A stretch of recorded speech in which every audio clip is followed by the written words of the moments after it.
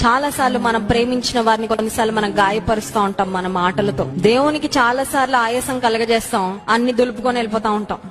పోతే పోన్లే కదండి. దేవుని బిడ్డలంగా క్షమాపణ అడగడం నేర్చుకోవాలి. కళ్ళ ముందున్న మనుషులను క్షమాపణ అడగలేకపోతే కంటికి కనబడని దేవుణ్ణి క్షమాపణ అడగగలవా? నీ తల్లిని బాధించేటట్లు మాట్లాడావు, నీ తండ్రిని అగౌరవంగా మాట్లాడావు, నీ తోబుట్టులతో దెబ్బలాడావు, కోపం వచ్చినప్పుడు అవుట్ ఆఫ్ కంట్రోల్ వెళ్ళి ఎంత భయంకరమైన మాటలు మాట్లాడతామో కొన్నిసార్లు. అవి ఎవరైనా వింటే చెవుల్లో రక్తాలు వచ్చేస్తాయి, అంత ఘోరంగా ఉంటాయి కొంతమంది మాట్లాడే మాటలు కదండి. అంత అయిపోయిన తర్వాత హ్యావ్ యు ఎవర్ అపాలజైజ్డ్? ఎప్పుడైనా వెళ్ళి నన్ను క్షమించండి, ఏదో కోపంలో అట్లా వచ్చేసాయి, but I don't mean those words, నేను ఆ మాటలు పలకాలని అనుకోలేదు, ఎందుకు వచ్చేసాయి, క్షమించండి, ఇంకెప్పుడు అలా అనను అని ఇప్పుడేం చెప్పగలిగామా? సుంకరి దేవుని సన్నిధికి వచ్చి ఆయన క్షమాపణ అడుగుతున్నాడు.